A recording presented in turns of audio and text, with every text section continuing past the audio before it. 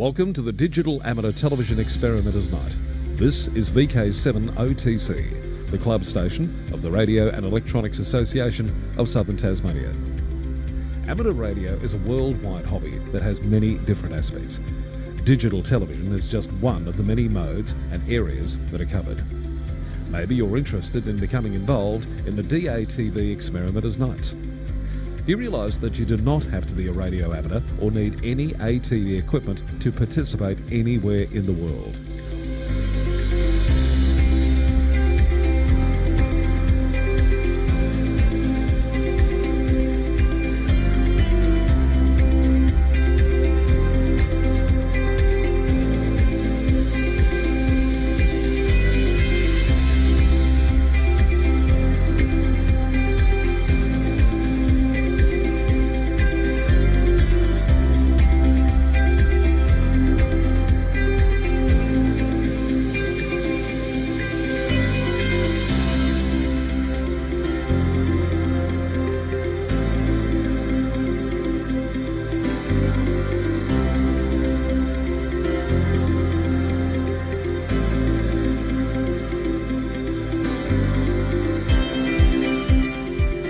Also participate on the night by coming up to the Queen's Domain club rooms. Yes, right on top of the Queen's Domain in the heritage-listed Coast Wireless Station.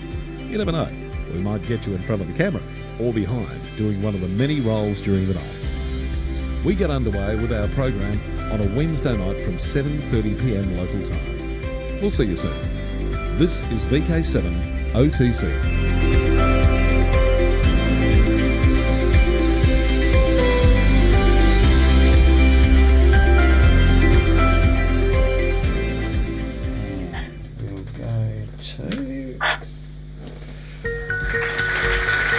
This is VK7 OTC, the club station of the Radio and Electronics Association of Southern Tasmania, with our DATV Experimenter's Night, and it's working from the Shack edition number 6.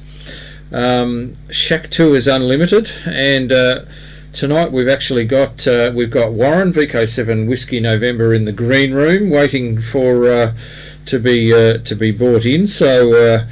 Warren's eking to go, and I'll just remind people that they can call in on repeater 2 on 146 700 on DMR Talk Group 3807, and I can receive that.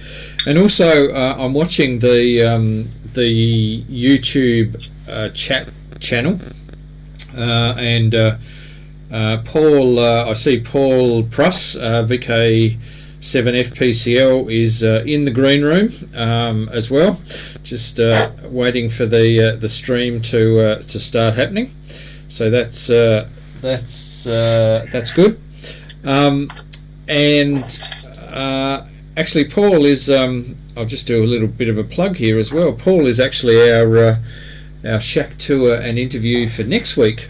So and we've got. Oh, look at that. We've even got Warren on there. Very good. And we've got Murray. Thank you, Murray.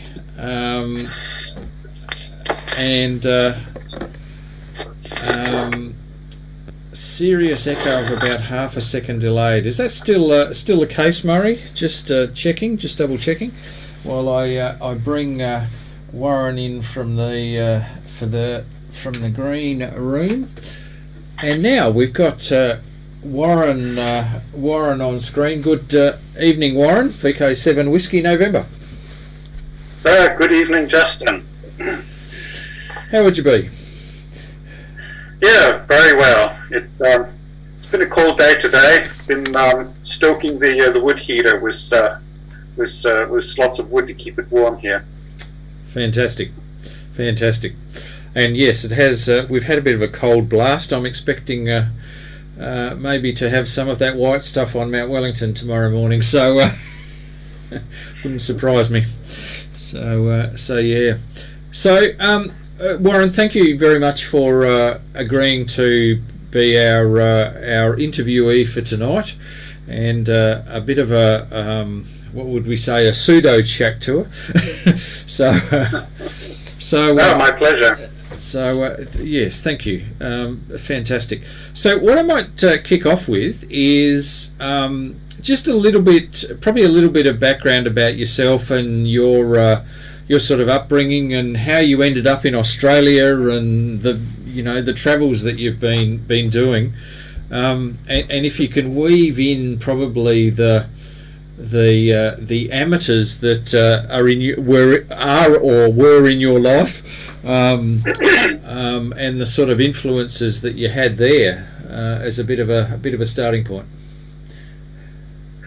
Yeah, sure. Well, I guess my life started back in 1957. Born in Idaho, USA, and after 1 year of age, got to move to Hawaii of all places, and lived there for a further 10 years. My parents were German American. My father was an officer in the U.S. Army. He had fought in World War II, and he was stationed in Germany after the war. Okay. With some American Army duties, and it was during that time that he met my mother, who was a young German lady. Okay. And long story short, they married, and she became kind of an army wife. They moved around all over the place, and then they were in Idaho in '57 when I was born. Okay. Post-war product, if you like. Right. Okay. Anyway. Yeah. So, anyways, I lived in Hawaii, and I think probably as a young kid, I had an interest in technical things. I remember pulling electric fans apart, pulling lawnmowers apart, and enjoying those sort of things, and then started to play with some batteries and light bulbs and getting circuits to work and things like that. Okay. So those are my faintest memories, anyways. Okay.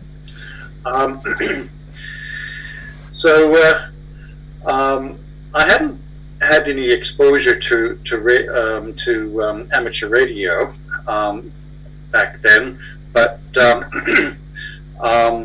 as a young kid, I did a couple of visits to Germany with my mother when we, during school holidays, went to visit her family over in Germany, and a couple of her brothers there were, they were family, of course, and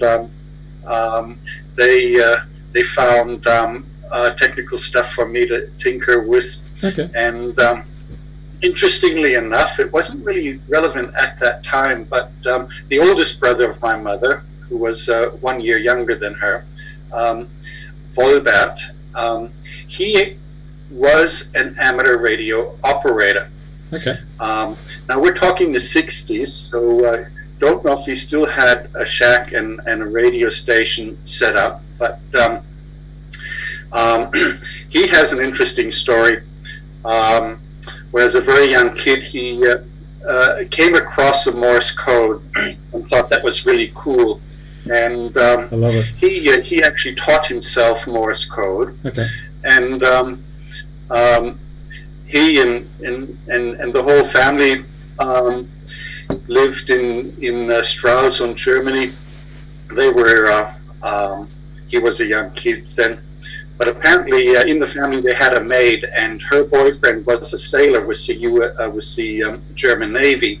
Yep. He was a radio operator, and he then further taught my uncle Morse code. Okay. Anyways, as it would be, then he got either drafted into the German Army. I think he volunteered with some air squadron, but he was too tall to be one of the flight crew, so he ended up somehow being a radio operator, and was seconded to Finland, of all places, where the machine that he used to decipher codes transmitted codes using the Enigma machine. So it was one of the Enigma operators. Wow. Anyways, later on, he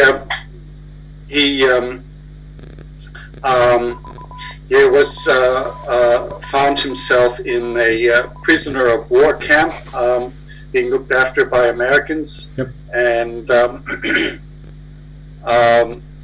I think as soon as the war ended, he managed to scrounge lots of surplus gear and set himself a radio station up, amateur radio station.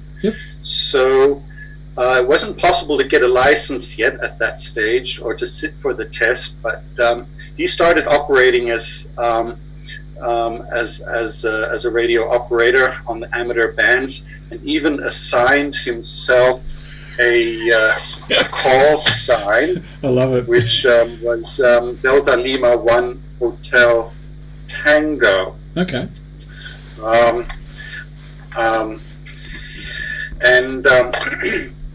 Soon, when assessments were taking place, he got a license proper and a proper call sign, which was very similar. So he's the first person that I had, I guess, that I had probably contact with who was an amateur radio operator. I'll just see if this picture shows up, but here's a picture of him in his shack working away. Wow, look at all the equipment. And I remember my grandfather saying that there'd just be all this chaos and noise in the background, signals coming through on the radio, and he would sit there and be drinking his scotch or whiskey, whatever it was, and would suddenly say, "Hang on, I got to respond to this station." And he'd be tapping away on the Morse code, then having a bit of a QSO going on. I love it. Yeah, so I guess that's my family background.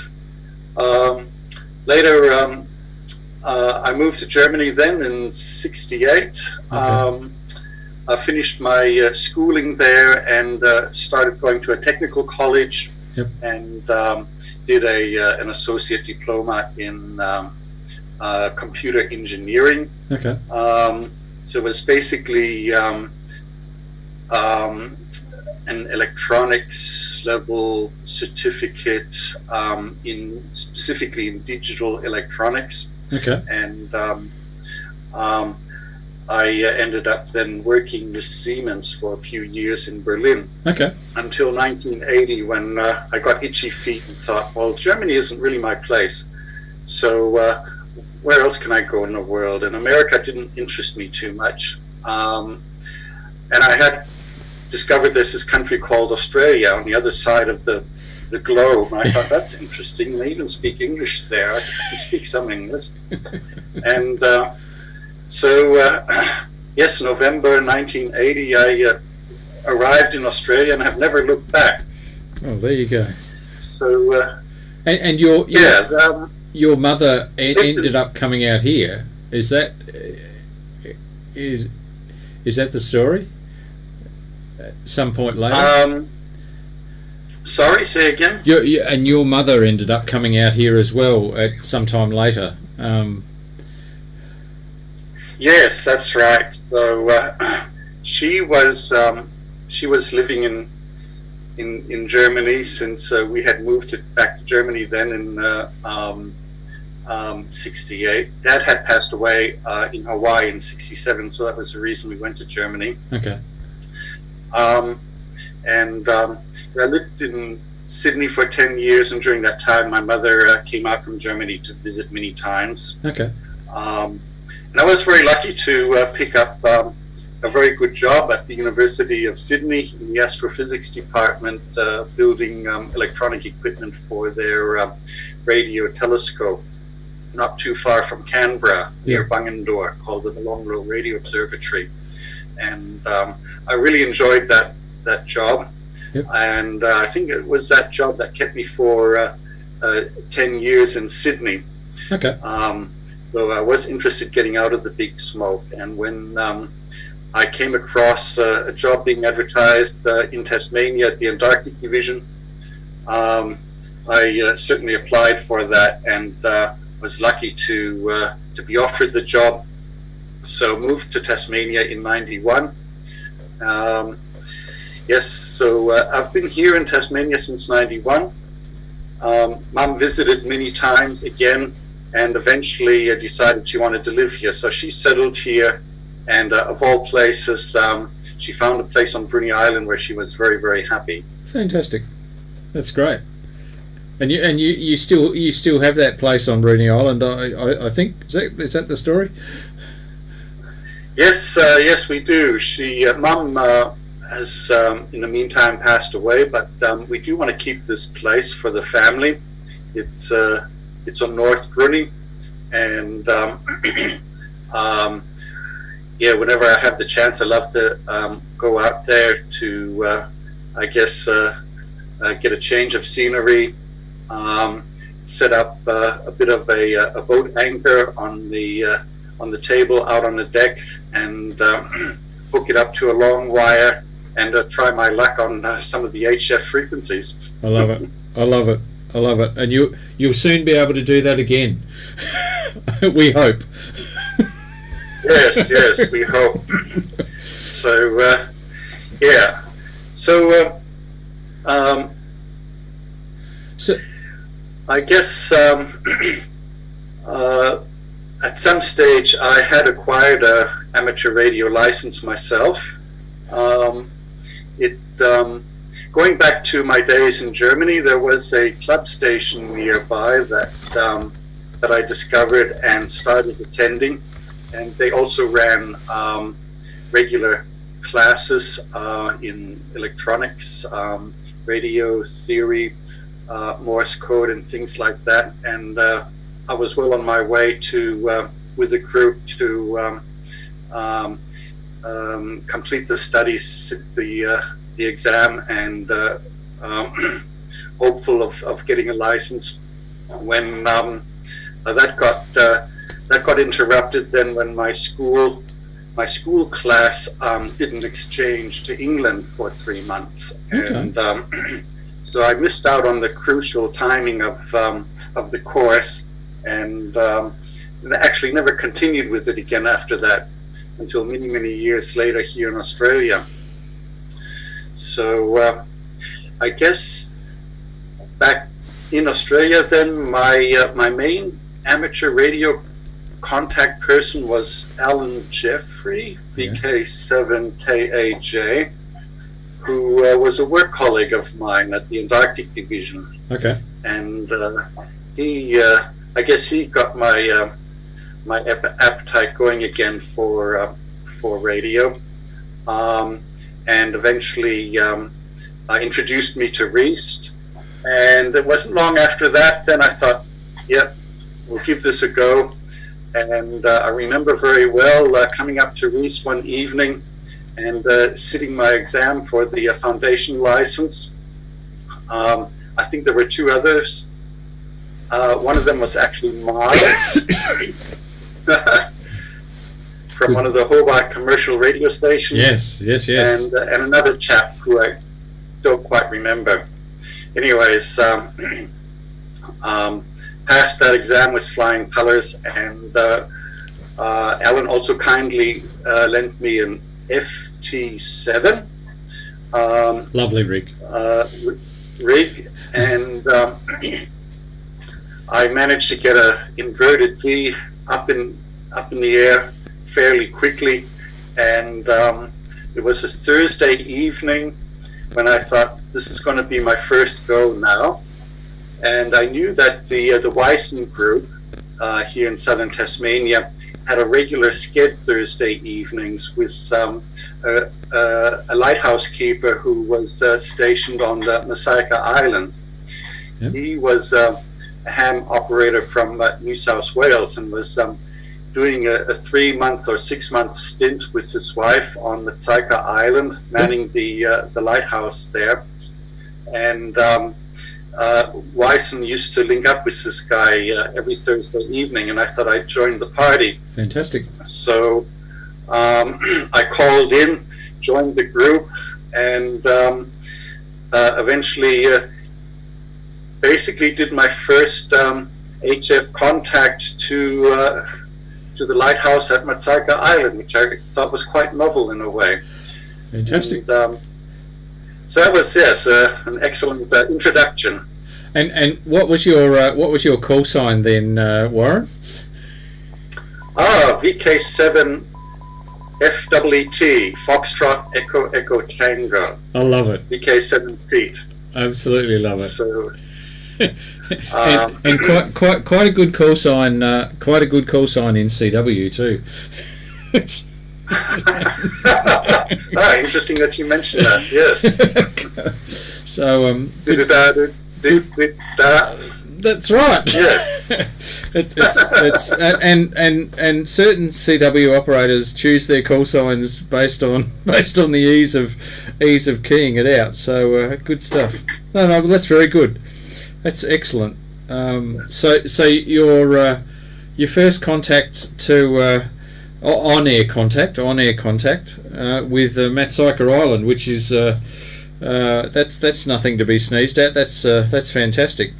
That's very good indeed. Can I just take you back a little bit to your time at with the University of Sydney and the Molongolo Radio Telescope? And I think I've got this right. This is from memory. It was the John Mills Cross, wasn't it? It was. Yes, the radio telescope is not your big dish. It's essentially a horizontal cross on the ground, based on the original design of the Mills Cross, from Professor Bernard Mills. Oh no, okay, that was my mistake. But just describe it to us, because it's a fascinating and an absolutely enormous structure. Yes, so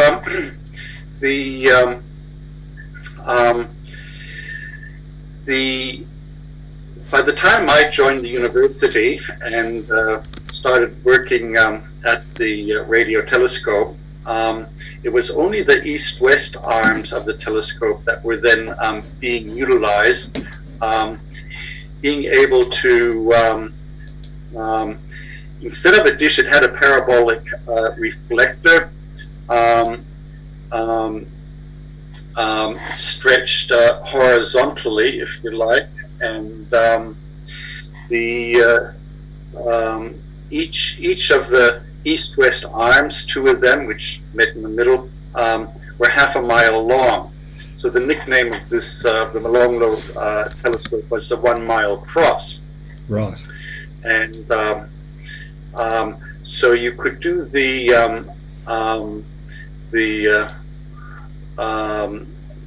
altitude. Let me think now. That is it. The azimuth, the up-down steering of the reception beam, if you like, by elevation. The elevation, yes. The whole reflector was on bearings and gears, and could basically be shifted in that sort of fashion. And the string of antennas was in the focal point, sort of along this sort of area here, and hundreds, if not thousands, of circular antennas that could be rotated, and by rotating them, you could actually steer then the what would you call the east-west positioning, yep. Or the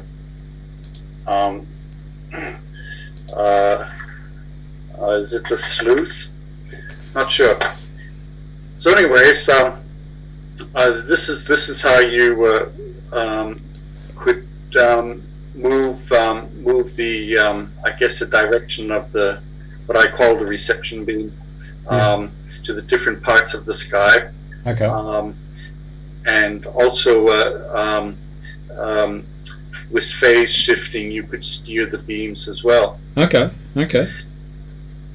So the interesting thing is the telescope would look at a very small portion of the sky, and so throughout the night, or being a radio telescope, it could work during the day as well, though nights were preferable.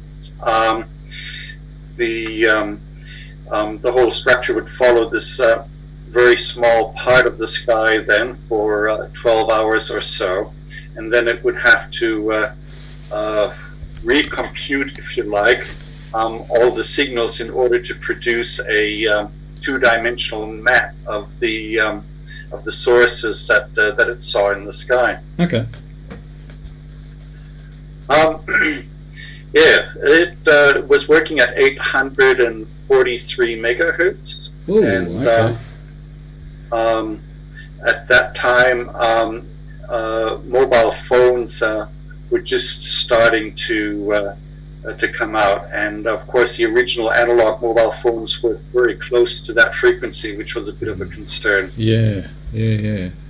Okay. So what was your actual role at the telescope? You said you were involved in getting together electronics and that sort of thing. So take us through a sort of a typical day. Yes, well, back at the campus in Sydney, in the School of Physics building, we had the astrophysics department, and we had our own electronics lab there, where basically where a lot of the electronics hardware was designed and built. Yep. And when it was ready to be installed at the telescope, then one of the technicians would then do a trip for a week to the telescope. Okay. So I was the electronic technician there, and we had a mechanical technician there too, who would also do these trips. So between the two of us, we'd do regular trips out to the telescope. It was about a four-hour drive to get there. Okay. But most of our time was spent in Sydney, so the trips were every so often, if you like. And at the telescope, there was an accommodation house there with a series of bedrooms, so a little bit motel style. Okay. There was an accommodation quarters with a kitchen, so you could cook your own meals and things like that. And typically, you'd go there on a Monday and come back on a Friday. Right. Okay. Unless special programs are happening. But you sort of looked after yourself while you were there. Okay. Oh no, well, very good indeed. So moving on to, you then went saw the Antarctic Division loom large down here in Tasmania. So what was your role in the Antarctic Division? Well, in the Antarctic Division, there, as you can imagine, there are several different branches. There's the, I guess, the operations branch. There's the policy branch, mechanical engineering branch, and I was in the science branch, in a technical workshop there for the, I guess, development of scientific equipment. Yep. And we had an instrument workshop which did mechanical stuff. They had fine machines there, and the electronics lab where I was. Okay. So in many ways, the work that I did at the Antarctic Division when I first joined the division was almost identical to what I was doing back in Sydney, and that was really building special purpose electronic equipment. But the big difference, and what was quite a joy for me, was I wasn't just constantly being surrounded by physicists. I suddenly had, yes, physicists, but there were biologists, glaciologists, geologists, scientists from many different research fields, and it was much more interesting. Okay. Okay. And a full a full range of science and support that would have to go into sending people down south. So much broader range of people, I suspect. So yeah. So did this work lead to you heading south and actually staying down south, Warren? Well, as the position did require the candidate to be fit and willing and able to go to Antarctica, as well as voyages out to sea. So part of my application process, I was back in Sydney, was also attending an Army assessment. What do they call it? Assessment centre. I think they call it adaptability assessment. Oh, okay. Yep.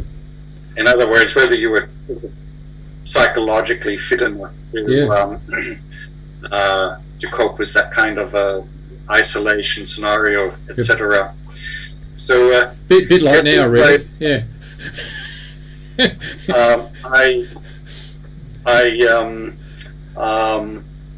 So when I moved to Tasmania and started at the Antarctic Division, that was June, July in '91. Okay. And it was only just a couple of months on then. The science programs are sort of being finalized operation-wise for the summer. Okay.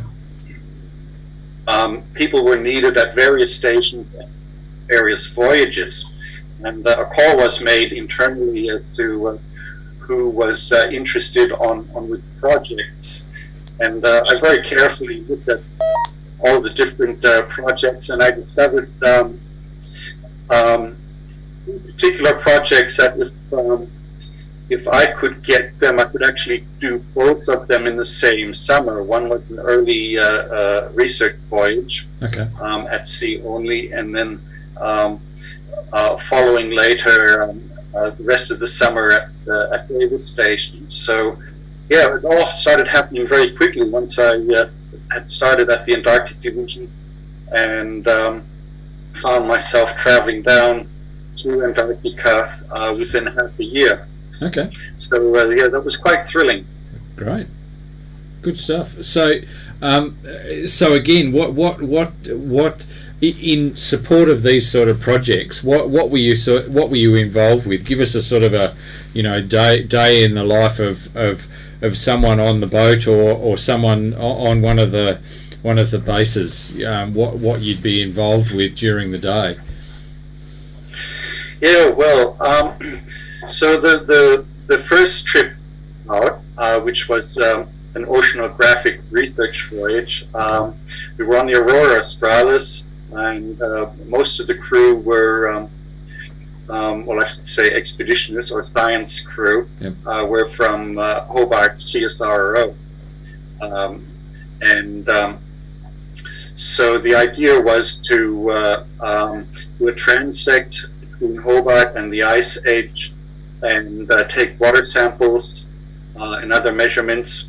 So once we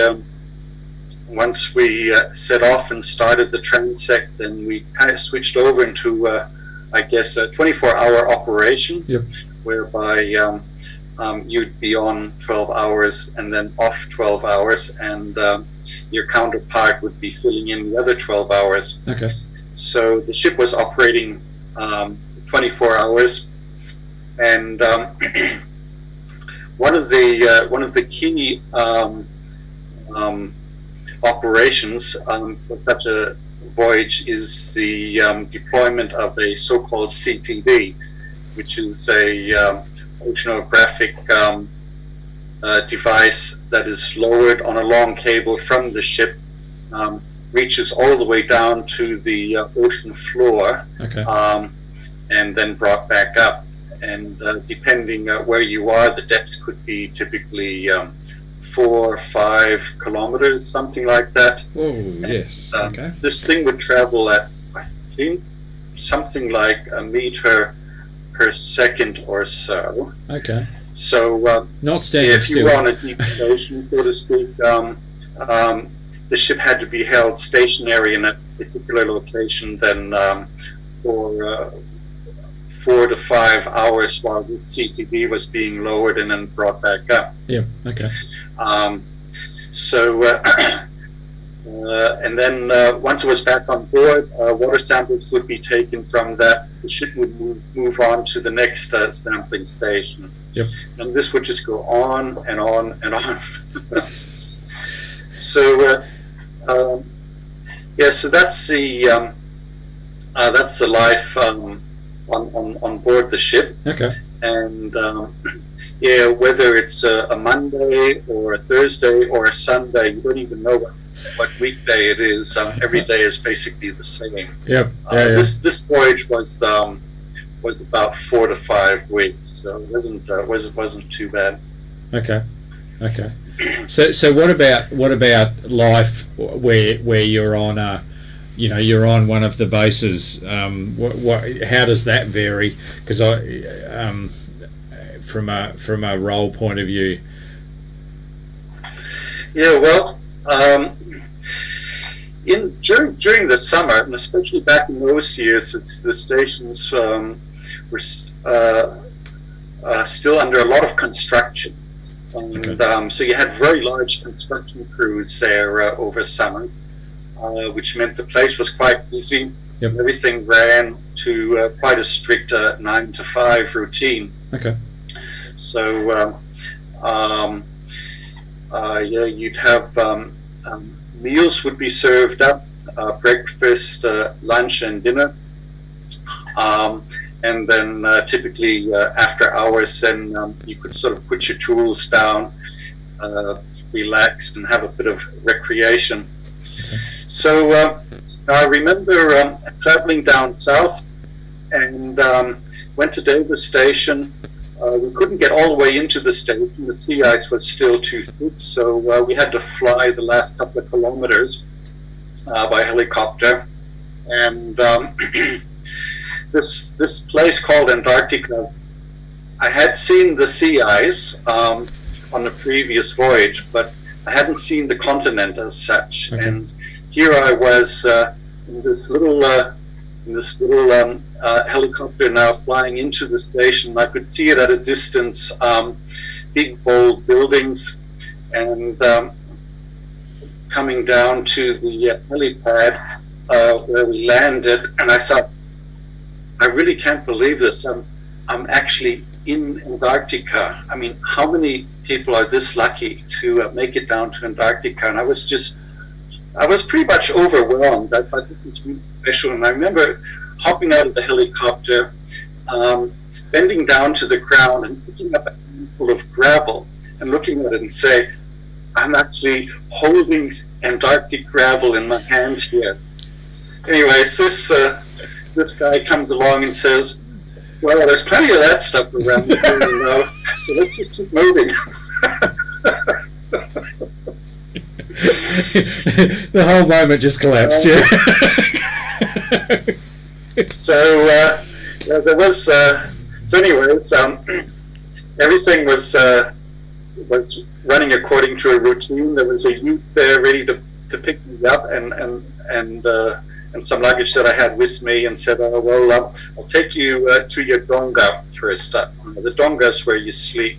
Yeah. And even though there are large accommodation buildings with plenty of bedrooms and sleeping accommodation for the expeditioners, in these busy summers they had extra modules scattered around the station. Okay. So I was delivered to a 20-foot shipping container that I was sharing with up to 3 other guys. Okay. And these containers were actually quite interesting. They're ex-refrigeration containers. Okay. That had been rebuilt into accommodation modules. So you had 2 bunks at each end, and a little bit of shelving space to store your stuff.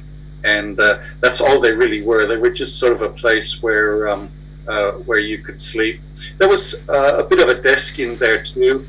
You could sort of retreat and sit down and write letters home and things like that. Okay.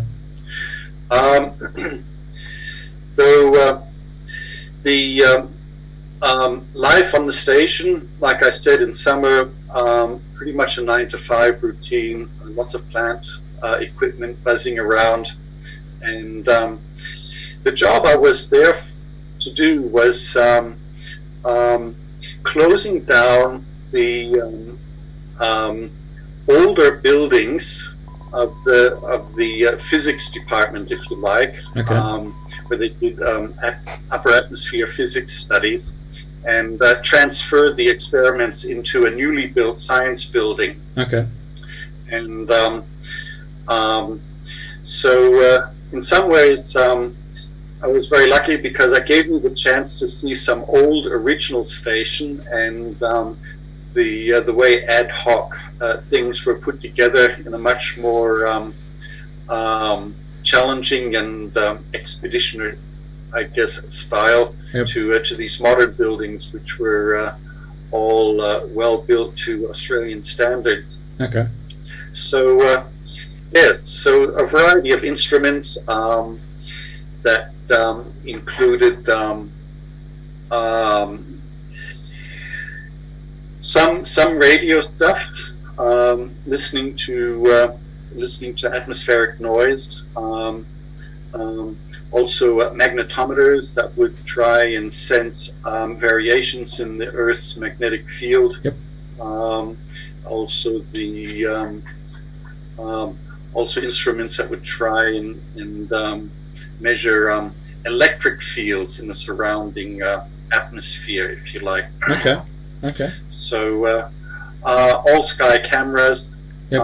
That would look at the auroral activities, and of course all the associated logging equipment and these sort of things. So there was a lot of gear to shift out of the old facilities over into the new facilities. Okay. And it was that same summer then that the old facilities were then completely dismantled, demolished, packed and sent home. Okay. So yeah, that was my first summer down south. Okay. In the summer of 91, 92 at Davis Station. Did you get to see any auroral activity? Yes, during the middle of summer, not so much, because there's permanent daylight there. Yeah. But towards the end of summer, when it was time to go home, you'd start getting darker evenings, and yes, you would. They were quite regular. Most of the time, it would be sort of those curtains of green light waving above, which are quite stunning, but you got used to them fairly quickly. What would catch your attention if you saw the red ones, which are much rarer. But yeah, certainly a good treat of those. I am, pardon the pun, but green with envy. It's that is fantastic. The pictures you see that come back from Antarctica of auroral activity is just phenomenal. It's just off the show. So yeah, and in fact, talking about something green, Scott Evans here on the chat channel said, I wonder if the green laser's going to get a mention. I assume that's the I think it's the LiDAR or something that was tested here in Kingston. I think got a little bit of interest, but I don't know whether you had anything to do with that, Warren. Yes, that was an experiment that went to Davis Station actually, and for a number of years, the physicists locally, like Andrew Klekachuk and his team, were busy, I guess, putting this equipment together, and this green laser, which was of quite substantial power, had to be treated very carefully. I've been in the optics lab where it's set up, and I've seen the scorch marks on some of the walls there. Right. You need to Okay. be careful around this thing. Okay. So eventually, a special container-style module was constructed to house this device, and it got moved into that. This was all out the back of the Antarctic Division, and then there it was tested actually for a year or two, in fact, before it went to Antarctica. Okay. And so I guess this would have been mid-90s to late 90s. This very powerful green beam that went straight vertically up into the sky was quite prominent. You could certainly see it from anywhere within 10-20 km of Kingston, I guess. Okay. And attracted a lot of attention. And in the mornings, if you went walking around the nearby area to where the laser was set up, you'd find a lot of fried insects flying around. Right. Okay. Well, see, this even predates David Walsh's Spectra out at Berrydale. It's well before that. Yes. I joke. And in fact, Scott also just said if you went up to Guy Fawkes Hill, the container that the repeater VK7RHT used to be in up on Guy Fawkes Hill was actually in one of those Antarctic Division sleeping module containers. So it is still up on Guy Fawkes Hill. So I'm amazed the thing hasn't rusted away, but because it was pretty bad when I remember it. But yeah, that was up on Guy Fawkes Hill, and that was an XAAD container. So there you go. So yes, well, yeah. So these containers, I guess, because the division, the shipping, and the stations themselves are well set up to dealing with 20-foot shipping containers. They're a popular item to be used down there. So I've seen glaciology traverse setups where you'd have a major tractor that would pull the whole frame, if you like, and all the following modules were the 20-foot containers. One would be the kitchen, one would be accommodation to sleep, another one would be a workshop, another one would be ablutions. Ablutions. Yep. That's it. And so that's why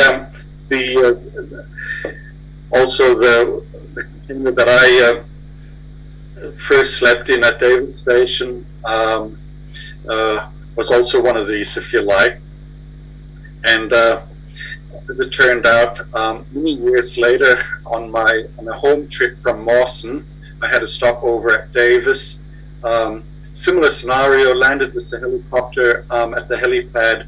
You took me to assigned accommodation, and lo and behold, I was, so we're talking 4 years later, and I was brought exactly to the very same container that I had lived in before. Even got the same bunk, and I thought that was quite funny. And fast forward furthermore years, I was out at the auction yards of Pickles and to see what sort of ex-Antarctic equipment was being auctioned off, and I was interested in some small tools and things like that. And out on the yard where the apron was, there was a whole lineup of shipping containers, glaciology workshop and other types of containers. And I stepped into one of the accommodation modules, and lo and behold, it's again exactly the same one that I lived in. And I thought, hang on, I'm not here to buy a container, Emily, but gee, I can't let this one go. And I thought, gee, this would be cool, wouldn't it, if I could take it home? I started asking around, what would it cost to move something like that from here to my place at Mount Nelson? It was like $200 or so using a RACT tow truck or so. Yeah. It was tilt trade. And I thought, wow, this is an idea. And I figured I might put a bid in for this container. Haven't got time to ring my wife, but hey, what the heck? Easier to ask for forgiveness and for permission. And so of the accommodation type container, it was the first one to come up. And I had set myself a limit of $1,200 for it. And it started off like at $100, and off I went, holding my hand up, and there was someone else just as interested. So I went back and forth a couple of times. Started to slow down at about 600, and they made an offer for 700. I then went to 800, and I think, well, I still have a way to go yet. When they probably realized I was going to keep bidding on this for a while, and they gave up, and I suddenly found myself owning a container. I love it. Oh, very good. Yeah, so I did bring up my wife, and I said, you did know I was going out to the auction, so I bought something different. Yeah, by the way. Oh, yeah. I bought a shipping container. And her response was? I was really expecting the worst, but in fact, after some silence, word came back, oh, that's interesting. Where are you going to put it? So, anyways, in a little while, when we're finishing up with this interview here, maybe I can take you for a quick wander up there. It is dark, but I can probably take the light and we can have a look at it. Okay. And I think you said the other day that you're converting it to a radio shack. So that sounds very interesting. Yes. So after many years of using it basically as a storage facility, I thought I really need my own space, my own four walls where I can withdraw and play radio without disturbing anybody else or others disturbing me.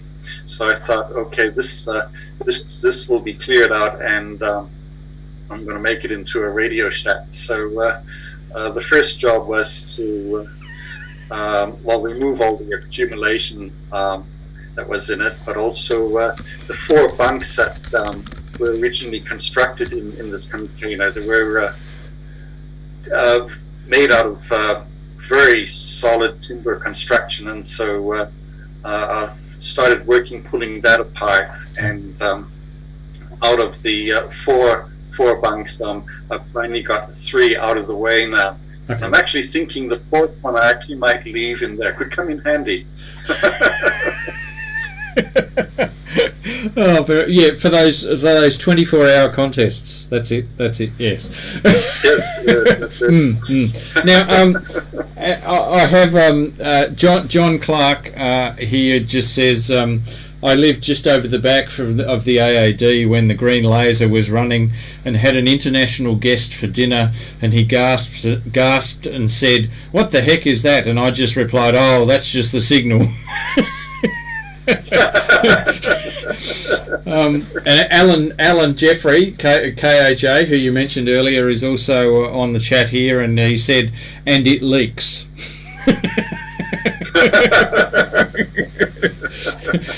So yes. But okay, so you mentioned there that you had a trip to Mawson,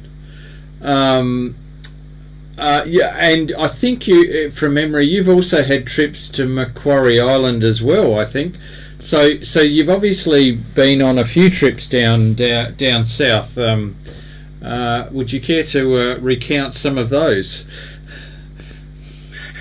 Yes, well, we've already talked about the first marine science voyage, and then the same summer then at Davis Station. The following year was I spent the summer at Casey Station, so this was summer of 92-93, and in fact it was exactly the same project again. The remains of the original tunnel, as it was known. This was the first Casey Station. Yep. That was built there. Was being dismantled, and the last of still operational part of the tunnel, as the station was known, was the physics experiments. And just like the year before, it was moving the equipment into newly built facilities. Okay. That were also slightly. The new station was almost a kilometer, or at least half a kilometer away from the original tunnel.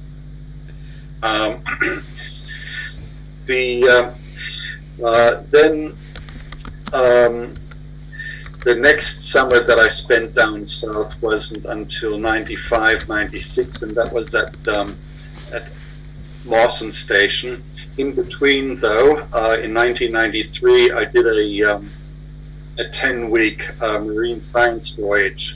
Now, this was a marine biology one rather than an oceanography type one. Okay. That took us first via Macquarie Island to drop off some supplies, and then bash our way over to Heard Island. We had horrendous weather, and it took us 3 weeks to travel due west to Heard Island. And it was to study the fish on the Kerguelen Heard Island plateau in that area. Yep. So some CTD work again, but it was much shallower work, as well as catching fish. And this work got quite delayed due to the extreme weather we had for quite some time. Okay. But then eventually we got underway, and when there were times that I didn't have too much to do on the electronic side of things, I would sort of volunteer and go into the wet lab and help the biologists dissect fish and stuff like that. Okay. Which was great. But yeah, that was 10 weeks non-stop at sea, and that was I was glad to get home after that. Yeah. Okay. But the Aurora otherwise is very comfortable, so you can live well on it. The food, the meals, always top class. So yes, come summer of 95-96, I went to Mawson then. Now this was in a different capacity. I had been building for a year or two equipment for the penguin monitoring program. Okay. And this included scales, like a wave bridge for penguins to move across that would measure the weight, and sort of gateway sensors that would detect the direction the penguins were traveling across the bridge. Okay. And RFID readers. So this type of automated penguin monitoring system was installed near rookeries and plonked on the path where the penguins would traverse from their rookery to the open water to do their daily feed. Okay. And they would quite happily walk over it, and we'd stretch out a little bit of chicken wire on each side to just funnel in the rogue one to make sure they also walked over the bridge. Okay. And over time you could get a good idea of sort of the mean weight of the penguin colony as they left and as they came back, and you could tell like how much food they were bringing back into the colony to feed to their chicks. Yeah, okay. And a number of the birds were tagged. They had microchips implanted under the skin, just like you do with cats and dogs. And so these particular ones we knew individually and could track them that way. Okay. But so that's what the work was about, taking this equipment down and installing it. But the highlight of this summer was I actually wasn't living on Mawson Station. I was a few kilometers out on one of the islands called voyages. Okay. And there were basically just two modules there for the three of us to live in. One was more the lab type one, where also the scientist or one of the scientists had a bunk to sleep in, and the other one was more the accommodation one, where we had kitchen facilities where we could eat, and there were also 2 bunks for the other 2 of us to sleep. Fantastic. So I got out there at a time when the sea ice was starting to get soft, and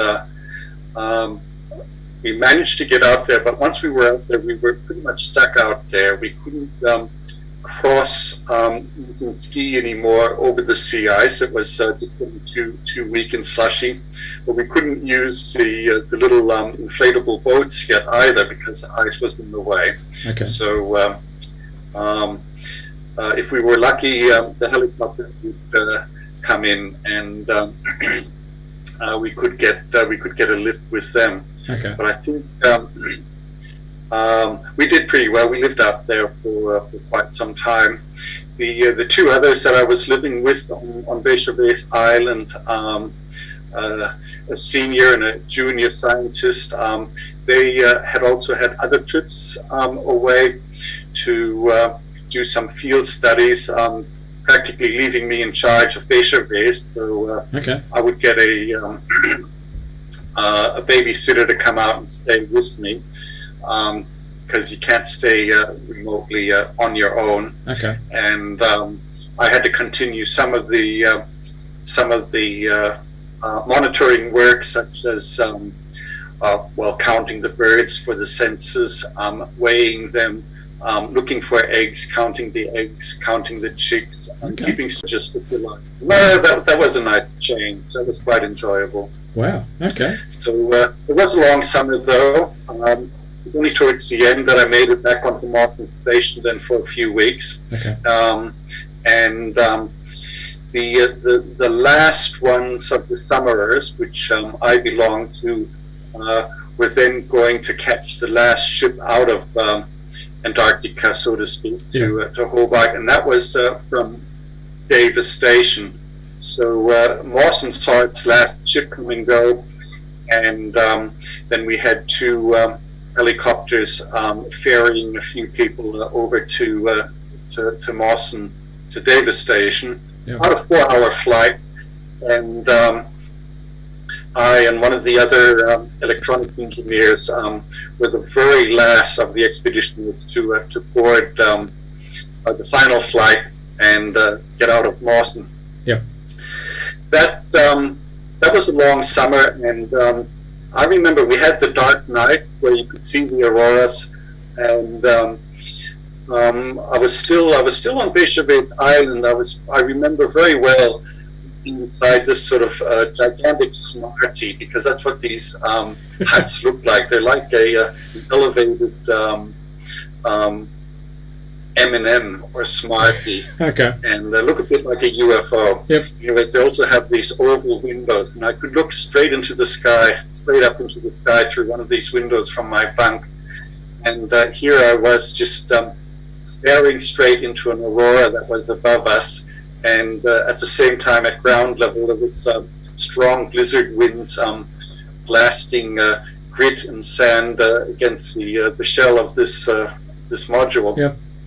And it was one of those true moments in life where I thought, how lucky can you be? Yeah, it's almost surreal.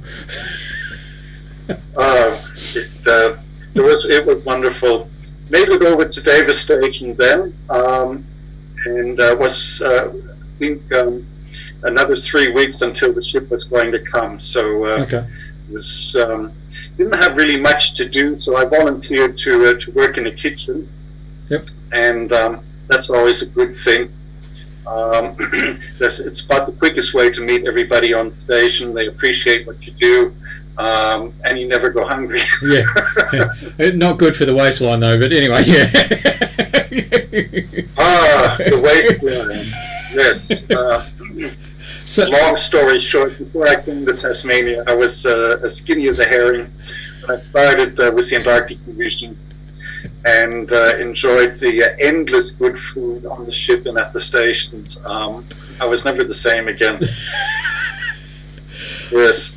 So Warren, I might steer you back to amateur radio and just maybe get a bit of a feel for who your influences were in amateur radio.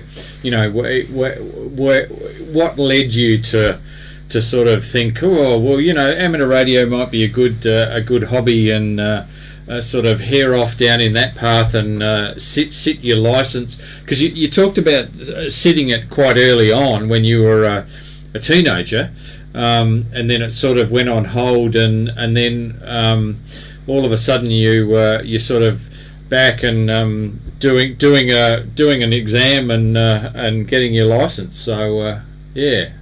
A bit of an idea about who your amateur radio inspirations are.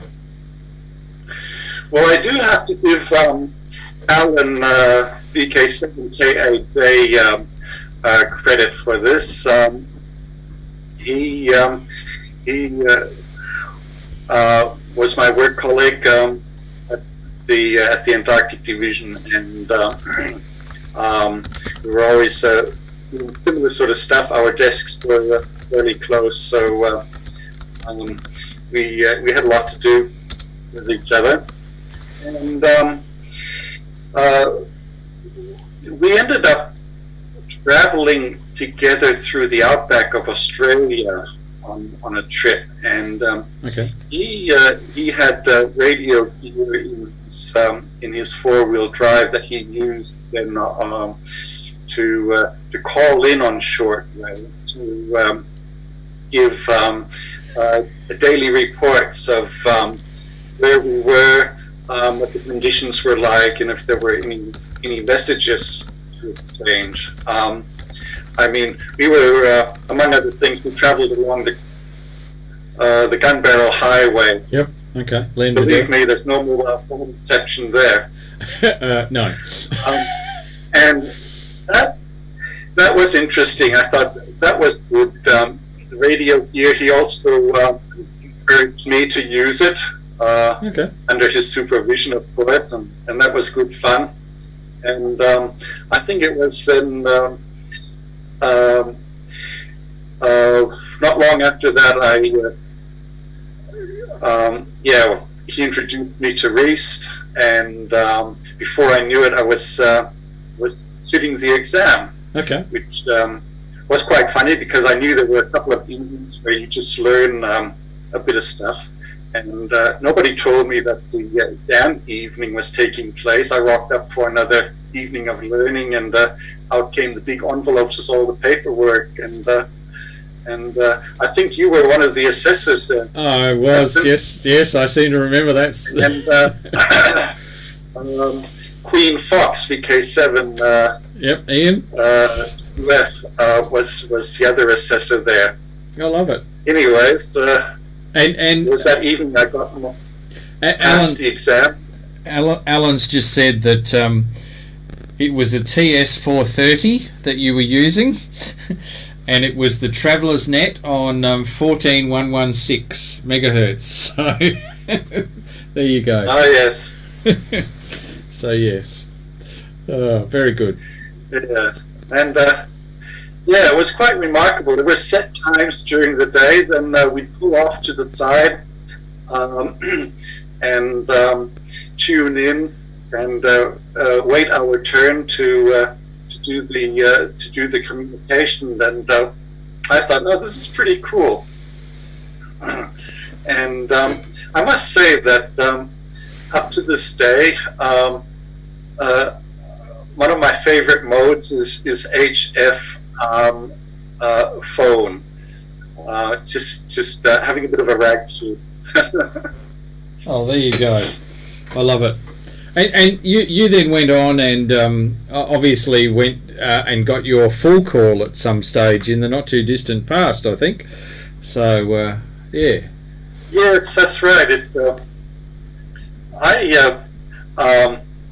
Once I had the foundation license and was up and running, I was already enjoying the situation fully, and never really. It was quite satisfying what I was doing, and so there was never pressure or wish from myself to upgrade. I think it was more a few of our fellow Reese characters would regularly remind me, say, "Oh, when are you going to upgrade? When are you going to upgrade?" And I just thought, the only way I'm going to shut these guys up is to upgrade, isn't it? And our job here is done. Yeah.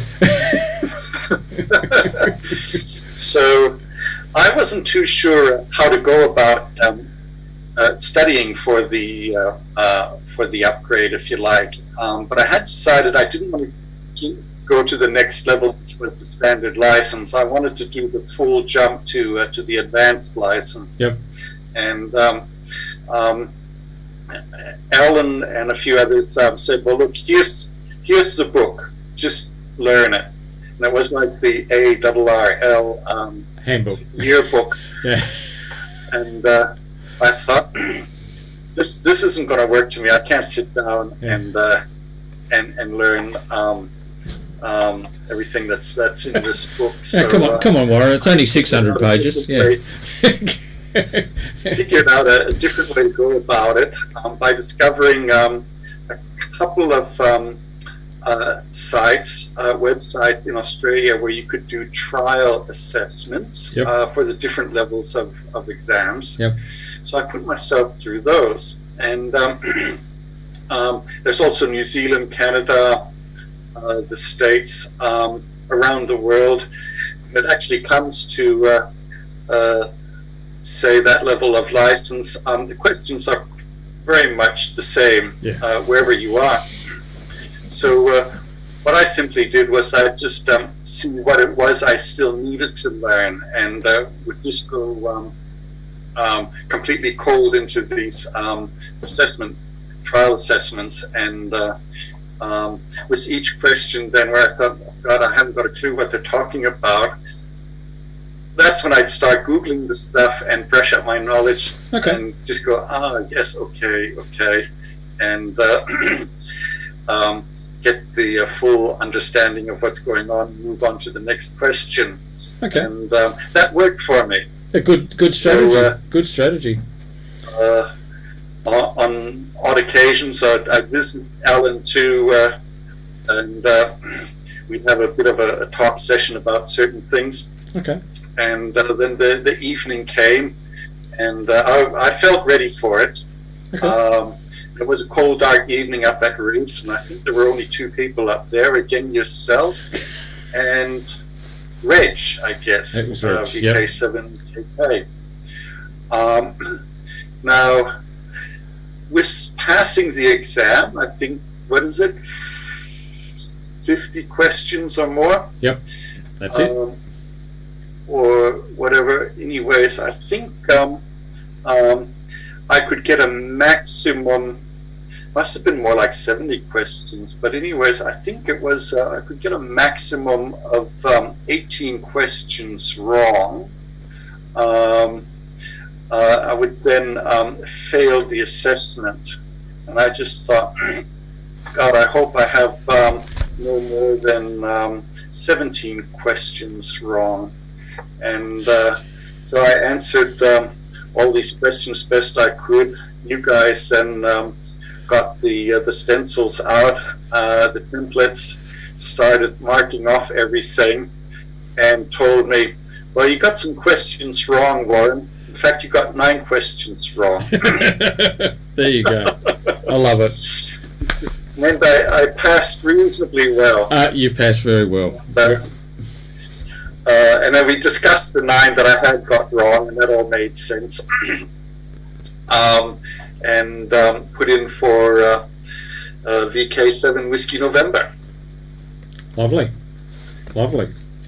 And you've also, just recently, you've also thrown yourself into a couple of contests, amateur radio contests, which I think you enjoyed. Do you care to make a comment about that? Yes, well, a couple of these. Let me see. There was the RD contest and the John Moyle, and I think a number of club members strongly support these contests and help us get organized for these contests. Mm-hmm. So I thought, well, I don't want to let them down, and so I at least get myself prepared and do then, I guess, sufficient contacts. I can't say that I'll sort of sit there for a 24-hour stint. I'm quite happy to do, I guess, the minimum required and make sure that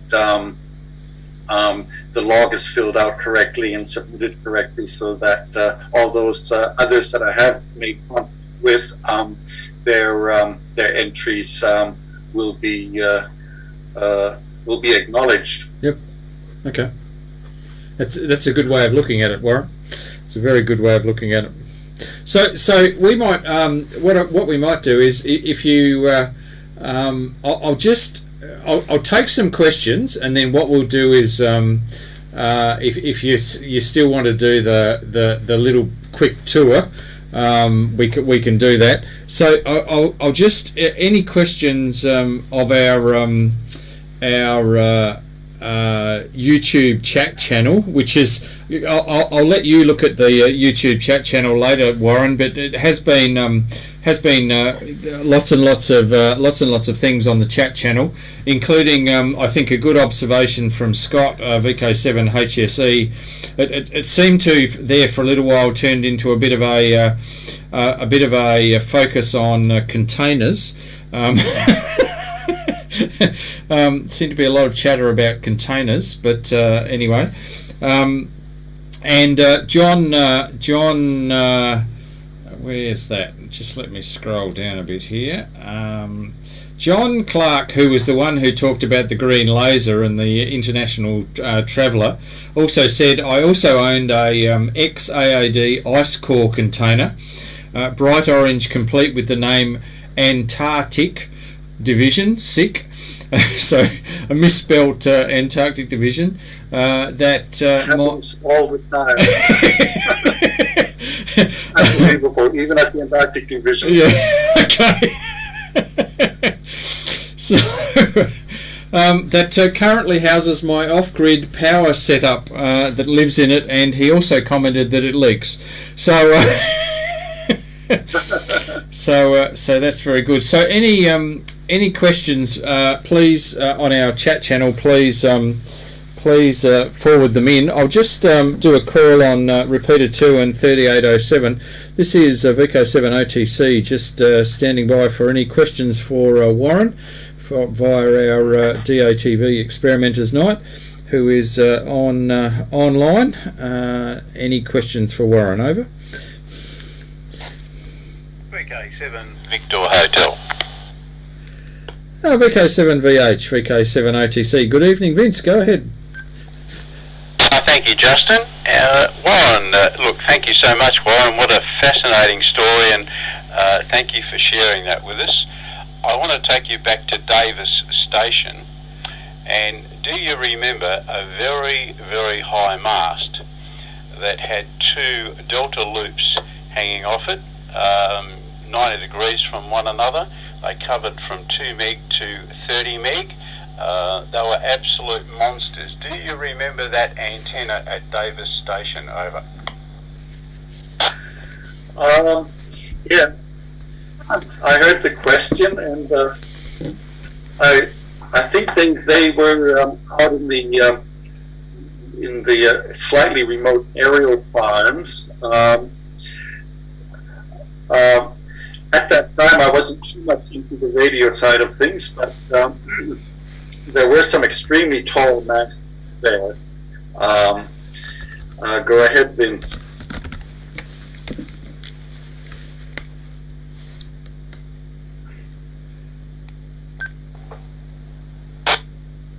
Thanks, Warren.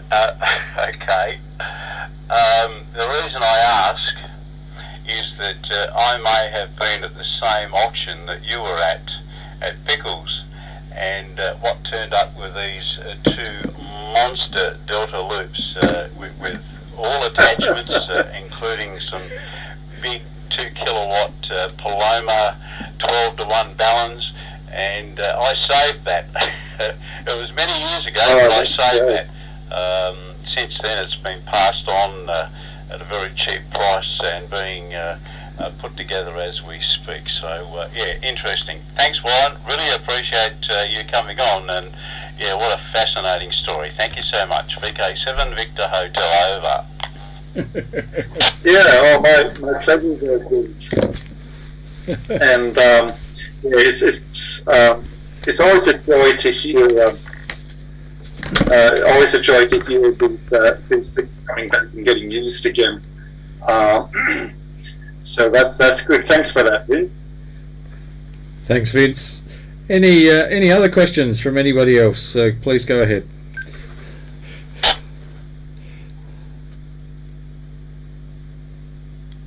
Okay, nothing heard. I will go to 3807. Whoops. And this is VK7 OTC, just standing by for any further questions for Warren via our ATV, DATV Experimenters Night. Over.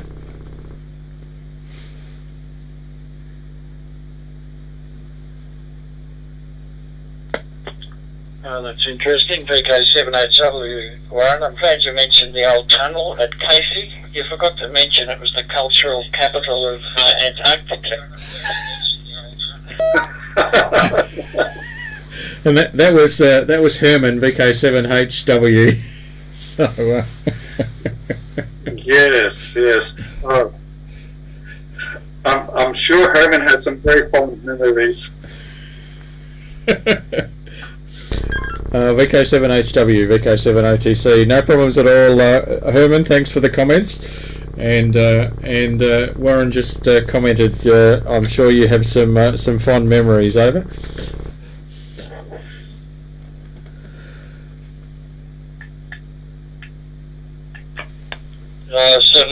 Certainly do, and really enjoyed your talk tonight, also about the other stations and some of the stuff you got up to. I've still got my cork with my magnetic pin in it to dampen the magnetometer, which we used to measure twice a day. 73. Yes, 73 there, Herman. Yeah, where those magnetic experiments are set up, the housings are interesting. Timber and no standard nails or anything metallic. I think copper nails and copper screws were allowed, but nothing magnetic within the area of the sensing.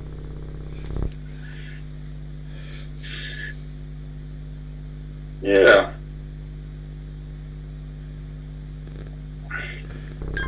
Any further questions for Warren via DMR 3807? Over.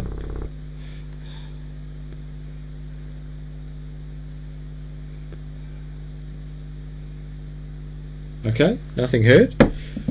And we're just unfortunately Steve 700 just comments he's moved his television antenna So he's not getting the RF signal quite as well as he used to on his humongous screen. So oh well, Steve, you're going to have to set up a splitter and another antenna pointed in this direction, or a relay like you've got on 23 centimetres over.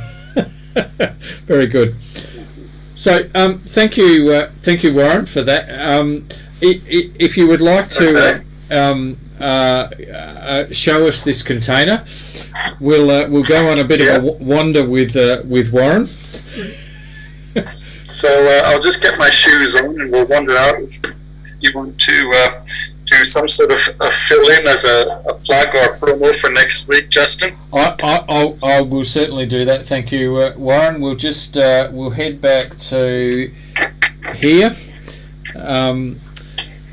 and next week we actually have our shack interview, our shack interview and shack tour with Paul VK7FPCL, who is a recent entry into amateur radio. But can I just say, but what an entry! He actually was coerced, I think, into operating in the RD contest, and managed to take out the foundation section of the RD contest. So on you, Paul. So I'm very interested, and Paul has a fascinating history, growing up in America and a variety of other places, a bit like Warren, really. And so I'm very interested in hearing from Paul about his entry into amateur radio and what his views and everything are of amateur radio, and how much fun he's actually had. So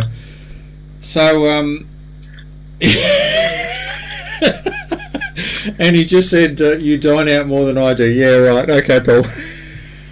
So that's our shack tour and interview with Paul VK7 Fox Papa Charlie Lima, and that's our next week at 7:30. So we might.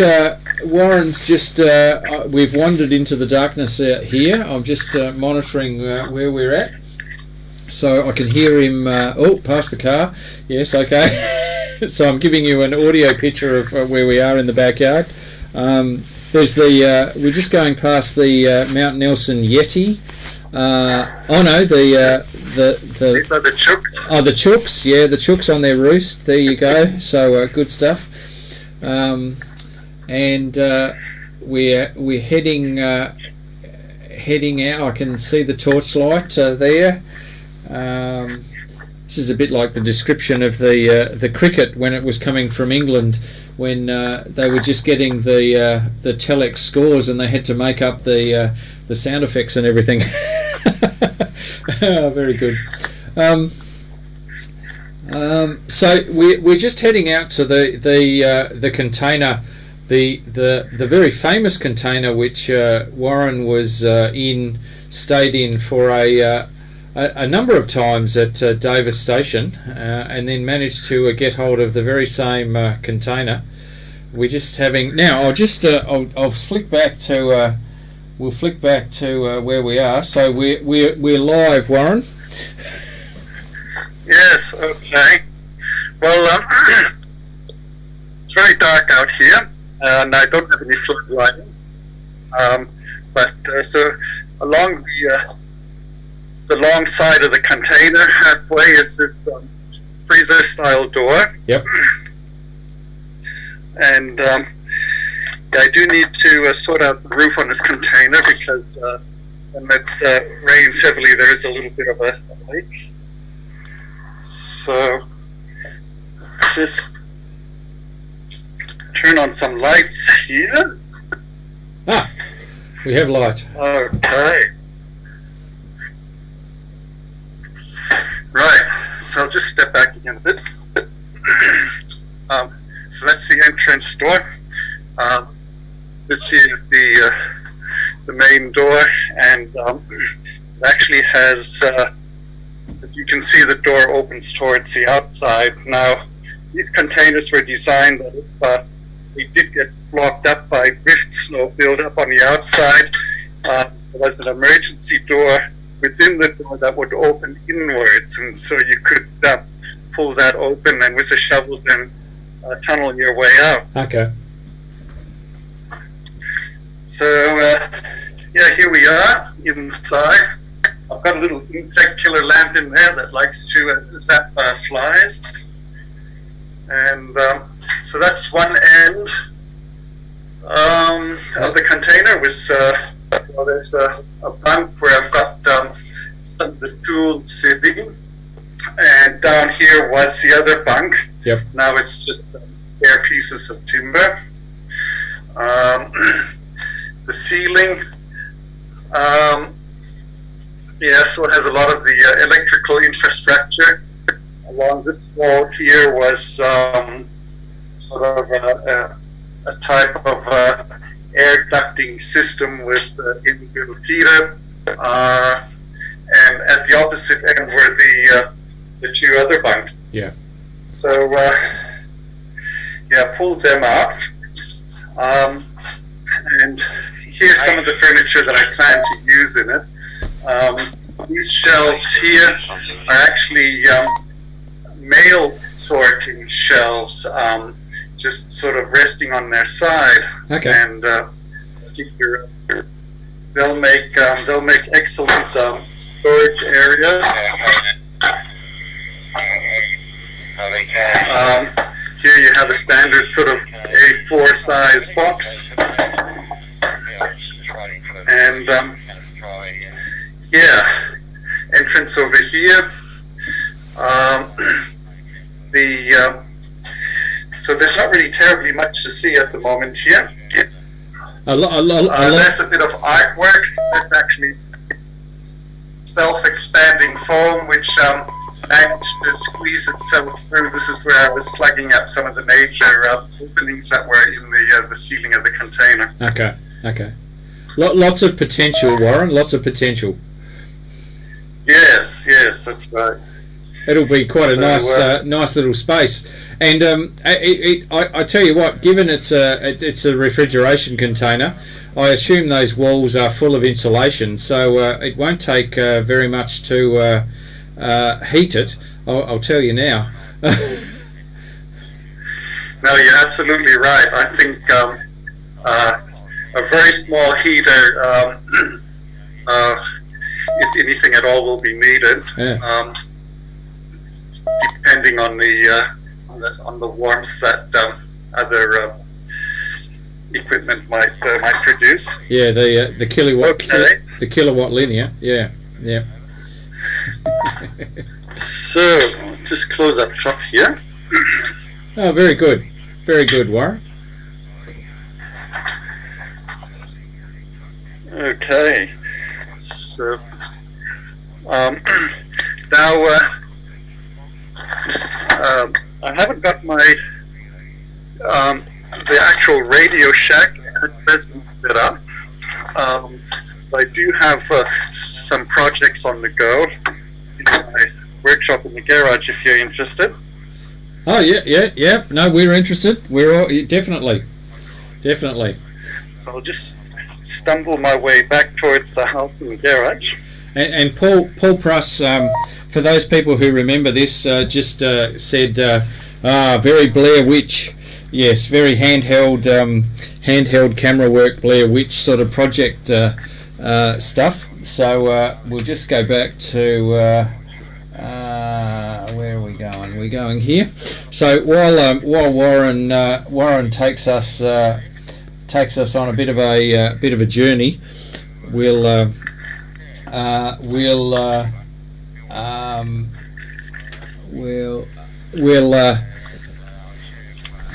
just do now our videos. Rabbits around. Warren Rabbits around. That's it. Oh, please. Okay, Yeah. Here we go. Hey, oh, hang on. We'll just head back to Warren. Go for it. I'll just turn the. I do have a radio going here at the moment, but it's more of a commercial one. A ghetto blaster. Hallelujah. There we go. Yes. Yeah, so this is sort of the workshop area here. And in earlier days, I did have the FD7 set up here, but it was very cold. This is the main electronics bench here. A little bit occupied at the moment with the usual sort of workshop junk.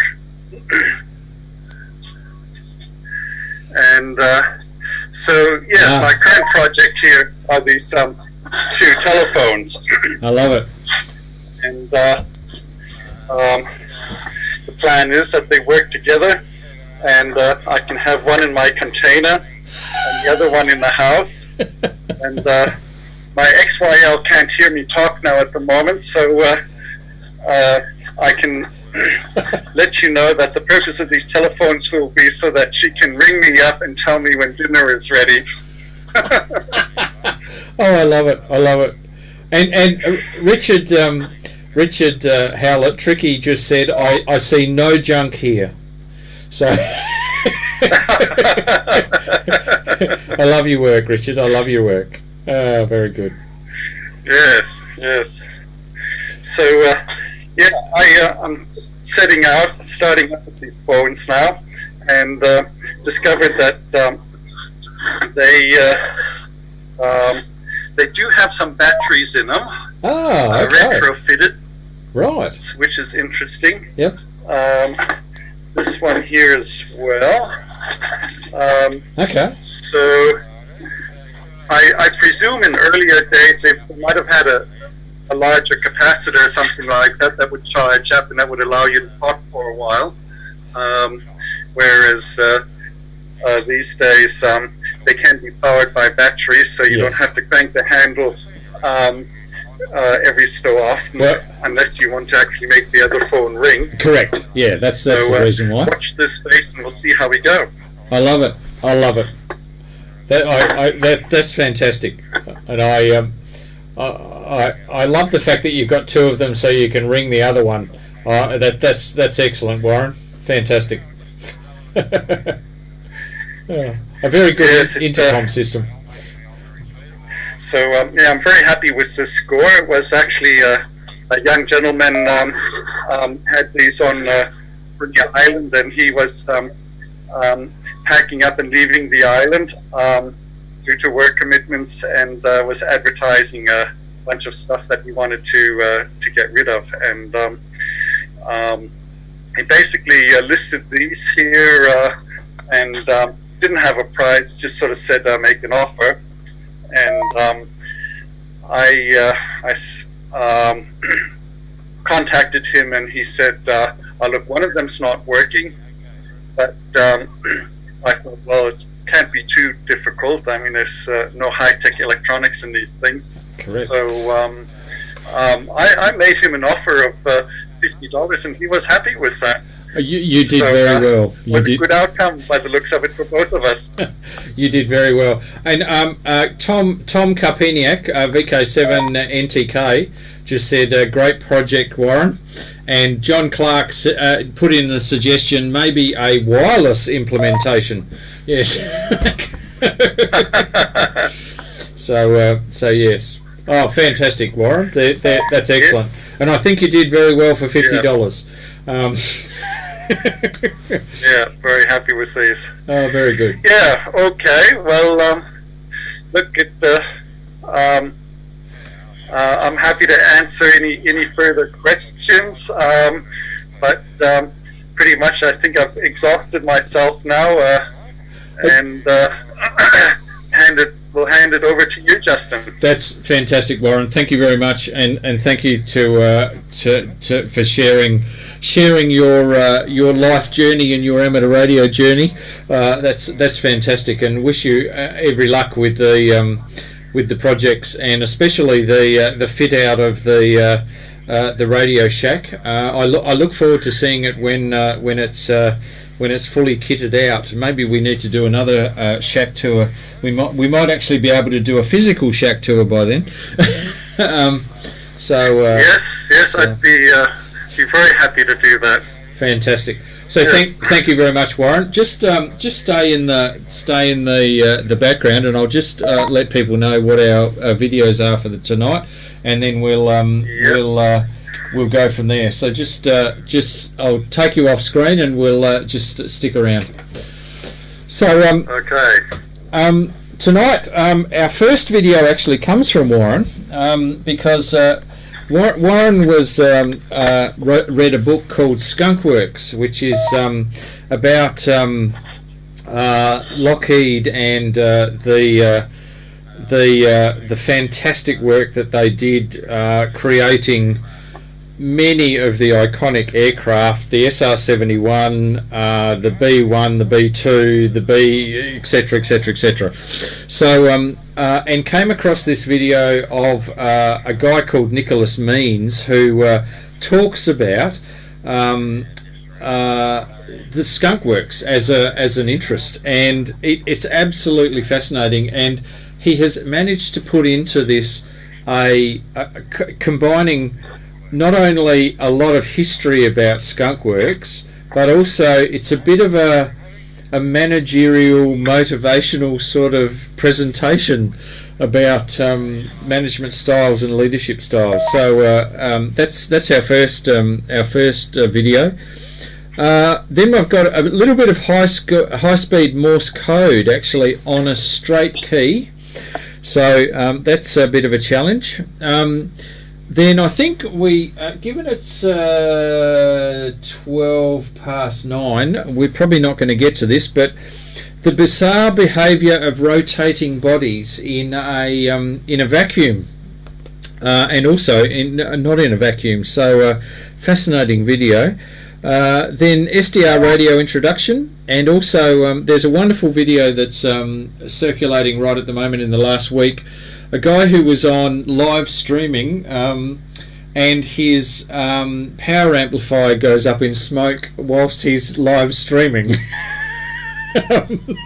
So the capacitor goes fut in it, and it starts to exude a lot of smoke, and all of this is on basically the stream that he happened to be on. So that's our videos for the RF viewers. And Richard, thank you very much for taking us through your very wide and varied experience, Warren. Great stuff. So that's from Tricky. So there you go. So we'll finish up the streamed evening now, and our videos will go out to our RF viewers at this point in time. So thank you very much, and we'll see you next week with interview with Paul VK7FPCL. So 73, have a good week and stay safe. Stay one wavelength at 144 megahertz. We'll all get through this eventually. So cheers and 73.